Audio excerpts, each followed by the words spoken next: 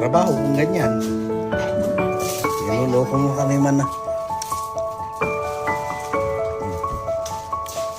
Ate Amy. Ang galing yan? Sa mama mo? Kasi.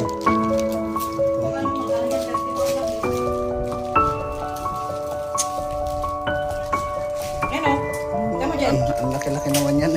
34. Yung magkano na sa atin yan? 200 na. Parang balde. Parang balde na isang litro na. Isang litro. Ano yan? Puro tuyo lahat? Ito tuyo. Ito takboy. Takpoy ay yung pa. Masarap yan takpoy.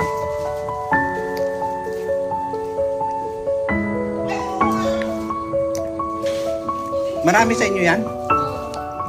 Paano yung itatanim? May itatanim din? Marami sa inyo itatanim? Malapit kayo sa city? Biling ko ako. Ipadala mo na LBC. Sa mama mo. Ilagay doon. Alam mo yung laundry basket? Na plastic. Doon mo ikarga tapos ikuan mo.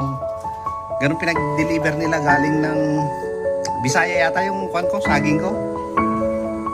1,003. 1,005 yata. Bili ko. 10 na puno ng saging na maliliit. Davao. Hindi ko lang alam kung may contact sa Isabela o ano. Pero Davao yata kasi 9 days.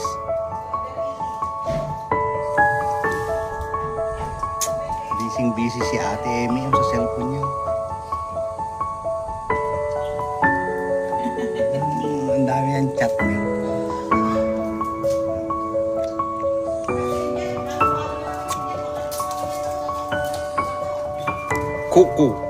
Cucu Martin.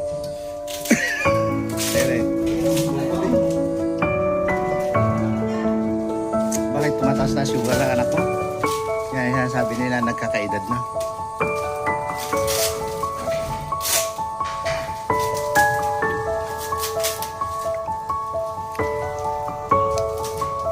Sarap yan.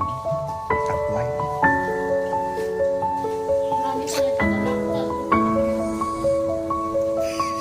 Babawian ka din na pag-uwi mo.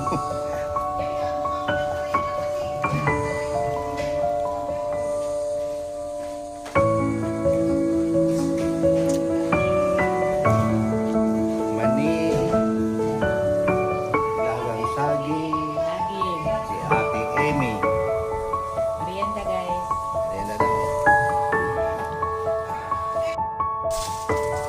Ang merienda ni Ate Amy. Yan. Possible. May package na naman. May mga parcel, oh. Yan si Ate Amy, oh. Busy pa nagpapamerienda ng mga katulong. Saging din sa kanya. Yan din si Joy. Dami din yan niluto na mani.